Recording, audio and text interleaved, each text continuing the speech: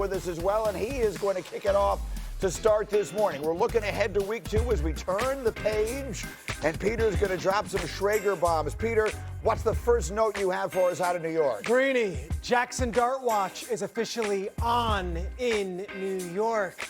Yes, it's not going to happen necessarily to start week 2, but everyone is well aware of how week 1 went and that Russell Wilson's on a 1-year deal. It's basically a rental for this season. Jackson Dart is way ahead of timeline, and the front office and the coaching staff is well aware that this guy might be ready to go sooner than they maybe originally anticipated. Number 2, Jared Goff suddenly... Hold that thought. We'll start with one, and we're going to come here. We're doing things a little differently this morning. He's going to drop a bomb. We're going to react, and then we'll keep it going. So he says that it may be time for Jackson Dart sooner than we... Why are you giving me that look? But Jackson Dart's like, stay out there, Russ. Stay out there, Russ. I don't want what you're getting. I mean, did you see how Russ got hit? You think he wants to go get behind that offensive line and what they did the other? Absolutely not. I mean, my biggest concern is I heard Peter say that maybe he's ahead of schedule. I'm not sure that that's true. I'm not there, obviously, but it seems like what happened on Sunday is influencing the way that they are trying to develop Jackson Dart, which I think is concerning. That could be a mistake. So that Daniel Jones performance got everybody fired. Oh, okay. I'm sorry. Go, DJ. So, I mean, if Daniel Jones becomes this year's Saquon Barkley, we're going to have a whole other conversation. Oh, yeah. But we're a long way from that. But here is the reality of it.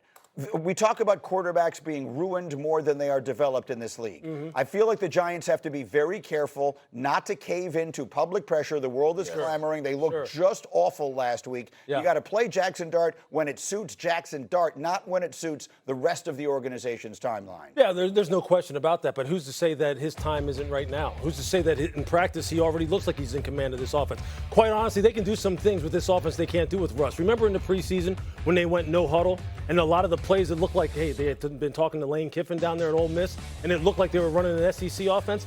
That can help this offensive line. Go a little bit faster, get the ball out of your hands quicker. Jackson's a better runner. I say by week 4 or 5, they play New Orleans. Down in New Orleans, he'll be in there by then. What are you hearing out of the Giants, Kmart? Well, I think at this point, they're looking at Jackson Dart knowing that we have the future in front of us. But what you were just saying about he could be ready, my thing is then why wasn't he the starter? It's been 1 week. Why wasn't he named the starter from jump? If all of the things you're saying, if one bad game from Russell Wilson is the thing that's going to make you turn about face. You know how these NFL head coaches get. You know how they get. You know how those head coaches get. They want to stay with their guy until it's time. It's time, though. Yeah. It's getting close. He's our guy, win or tie, not lose.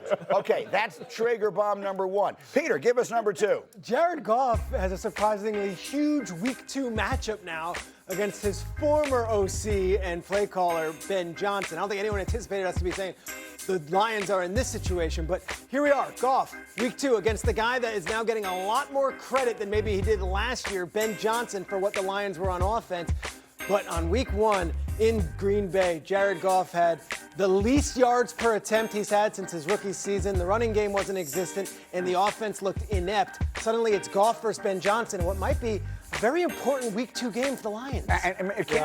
Look, I mean, we're going to do a little segment later this morning on overreactions from week 1, which I know we're sometimes prone to do, and I raise my hand. I certainly am. But that was alarming.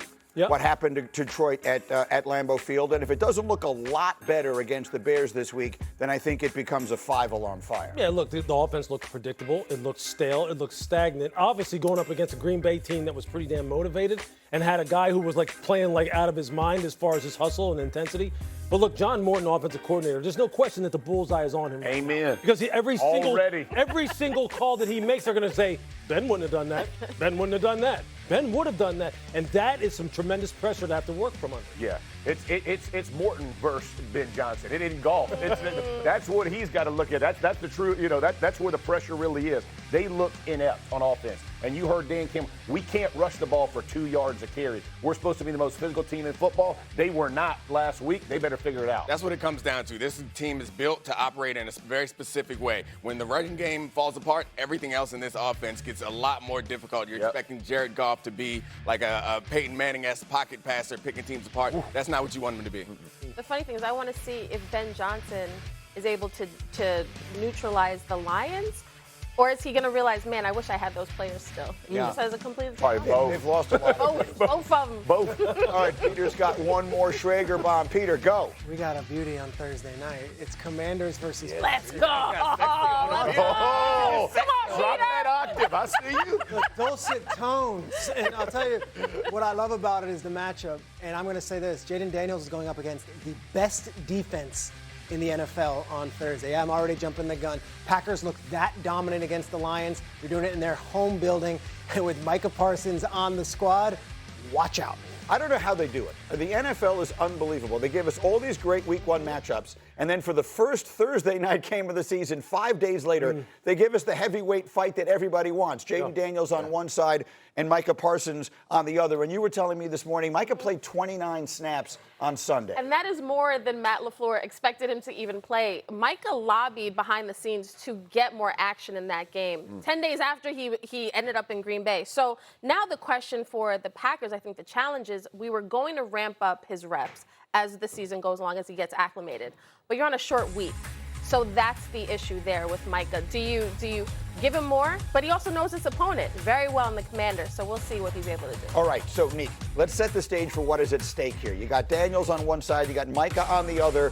What is at stake for the winner of this The game? winner of this game becomes the front runner and challenger of the Eagles. We're going to determine who we expect. And I think coming into the season, everyone was high on Green Bay, and a lot of people were saying Washington could regress. I think the way that Washington's D-line and that whole team honestly looked last week is like regression isn't a possibility. They could improve, and we'll see how good they are going up against this Green Bay Packers team. Yeah, I love what you're saying. And when I think about this football team, the thing that I loved most was Dan Quinn. Their running backs, the Washington Commanders running backs, were the most effective in the NFL last week. They will have to do that against Green Bay. You do not want this to be a drop-back game where you're playing into the hands of that Green Bay defense with Micah Parsons. Go run it at him, make him play both run and pass. Do not become predictable. If you're predictable, they will light you up. And I think Dan Quinn, knowing Micah the way he does, will know how to attack him in that run game. Lewis, what exactly is the formula? I know you have a tape for us. What exactly is the formula for Washington against this defense? Well, I think, one, as Jeff alluded to, you're going to have to really establish the run game. You have to really put Mike at the point of attack. And then the other thing you need to do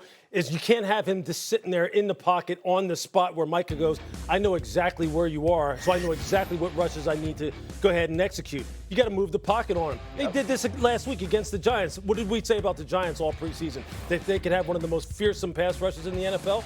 So what did Cliff Kingsbury do? He changed the launch point. Jaden's one of the best run-pass option quarterbacks in the NFL, one of the best dual threats in the NFL. And his QBR outside the pocket is just sick. You can see it right there. That way, Micah can't really get a beat on him. That way, you can kind of change your blocking schemes. Maybe get a little chip on him, bring somebody down in short motion in a reduced split, chip him, pin him inside, let Jaden get out on the perimeter, and then he can hit those deep 7 routes as he did on the first one, the deep comeback here like he does on the second one. That's what he lives off of. So, look, Cliff's going to have to be on it. Because if Micah knows exactly where number 5 is, that's when he hunts you down. Can I add to this just really quickly? When you start doing those pins, like where you're putting everybody in motion, you're chipping, you're doing. He fought through the pain, and he might have taken some drugs or whatever. He got it done. I believe the man's back was hurting him just because he's awesome. That's what you know what?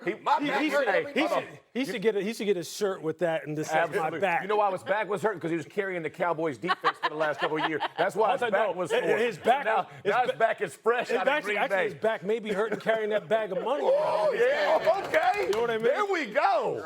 I guess the point I'm trying to make is for him to then turn around and have to play a Thursday game off the Sunday.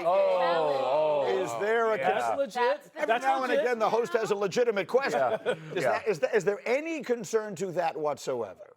No, it's early. It's 25? It's early in the season right now. I mean, guys are still fresh. Guys are. Yeah. I think if we're talking about November and December, that may be a little bit different of a story. I think Micah right now, there's so much juice and adrenaline flowing through him that even if there is a legitimate back tightness, whatever it is, I think he'll be good to go. Not his money. He wants to show up. He didn't go through training camp, but he can't be any fresher. Like that offensive line, we got to block these clowns that stay fresh. It's unfair. There should be a rule set in place. If he's chasing down Jaden Daniels, that's how week 2 will kick off tomorrow night. But we've got a Super Bowl rematch on tap for Sunday, and we've got a number that suggests the Chiefs have to win this game or it could be over for them just this fast. Plus, with week 1 in the books, we're back to the Lions. Are they doomed? Is this season a Rodgers resurgence? What's real? What's not? We'll talk about fall starts as we roll on. And get up. It's a real back issue. It's real.